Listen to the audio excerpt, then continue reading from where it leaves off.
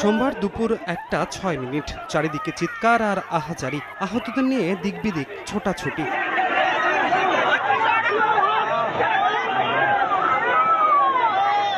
প্রত্যক্ষদর্শীরা জানান, স্কুল ছুটি হয়ে যাওয়ার পরই রাজধানীর উত্তরার মাইলস্টোন স্কুল অ্যান্ড কলেজের একটি ভবনে আসছে পড়ে বিমান বাহিনীর F-7 BGI নামের একটি প্রশিক্ষণ বিমান। উড্ডয়নের পরপরই আসছে পড়লে মুহূর্তেই আগুন ধরে যায় ভবনটির একাংশে।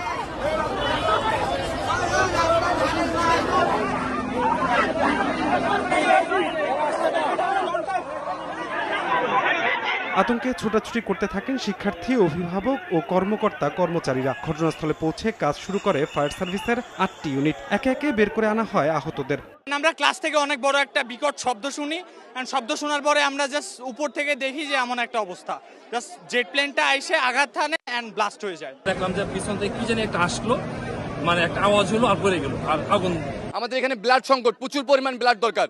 আপনারা যারা আমাদের উত্তরের আশেপাশে, ঢাকা শহরের আশেপাশে যারা আছেন বা গাজীপুর এই সাইডে যারা আছেন, তারা যে মানে যতদূর পারেন, যাদেরকে পারেন একটু বলেন যে ব্লাড দেওয়ার জন্য Bangladesh medical, Uttara medical college এবং হচ্ছে কুয়েত মৈত্রীতে উত্তরার যতগুলো মেডিকেল আছে সবগুলোতে রুগী নিয়ে যাওয়া হচ্ছে। 2-3 জন বাচ্চা এসে আমাকে জড়িয়ে ধরে বললো যে আপু বাঁচাও, কিছু করো।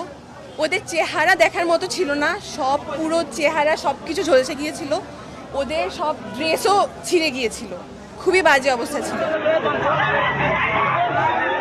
উদ্ধার অভিযানে যোগ দেয় সেনাবাহিনী। হেলিকপ্টারে করে আহতদের দ্রুত চিকিৎসার জন্য নিয়ে যাওয়া হয় হাসপাতালে। বের করে আনা হয় আটকে পড়াদের। ভিড় সামলাতে 2 প্লাটুন বিজিবি মোতায়েন করা হয়।